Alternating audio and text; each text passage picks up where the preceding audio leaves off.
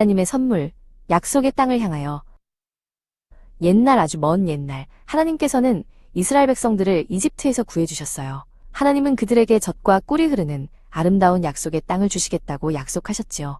이스라엘 사람들은 낮에는 구름 기둥, 밤에는 불 기둥을 따라 넓은 광야를 지나갔어요.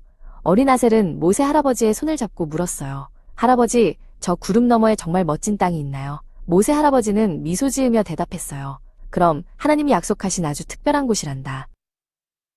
드디어 이스라엘 백성들은 약속의 땅 가나안 입구에 도착했어요.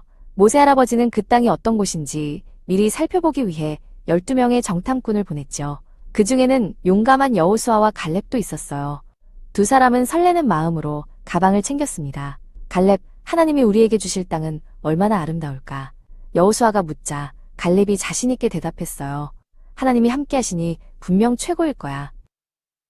40일이 지나고 정탐꾼들이 돌아왔어요. 그들은 두 사람이 어깨에 메고 와야 할 만큼 커다란 포도송이를 가지고 왔지요. 보세요. 이 땅의 열매는 이렇게나 커요.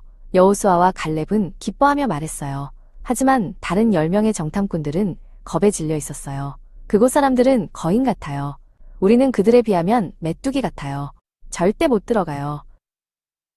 10명의 정탐꾼들의 말을 들은 백성들은 엉엉 울기 시작했어요.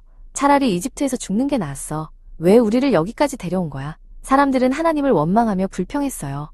아셀은 울고 있는 엄마와 아빠를 보며 무서워졌어요. 하나님은 마음이 아주 아프셨어요. 하나님이 행하신 수많은 기적을 보고도 사람들은 하나님을 믿지 않았거든요. 그때 여호수아와 갈렙이 옷을 찢으며 백성들에게 외쳤어요.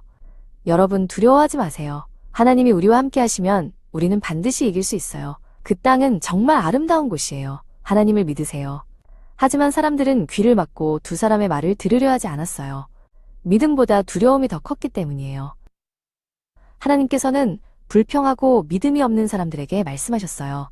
너희가 나를 믿지 않았으니 이 세대는 약속의 땅에 들어가지 못할 것이다. 너희는 40년 동안 광야에서 지내게 될 것이다. 하지만 하나님은 여호수아와 갈렙 그리고 아셀 같은 어린 자녀들에게는 약속하셨어요.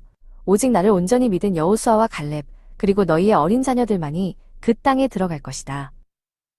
40년이라는 긴 시간 동안 이스라엘 사람들은 광야에서 훈련을 받았어요. 하나님은 매일 아침 하늘에서 맛있는 만나를 내려주셨고 목이 마를 때는 바위에서 시원한 물이 나오게 하셨지요. 이제 청년이 된 아셀은 매일 아침 만나를 거두며 생각했어요. 하나님, 오늘도 먹을 것을 주셔서 감사해요. 광야에서도 우리를 돌봐주시니 정말 감사해요. 긴 시간이 흐르고 하나님을 원망하던 사람들은 모두 세상을 떠났어요. 이제 여호수아와 갈렙, 그리고 광야에서 자라난 세 세대들만 남았지요.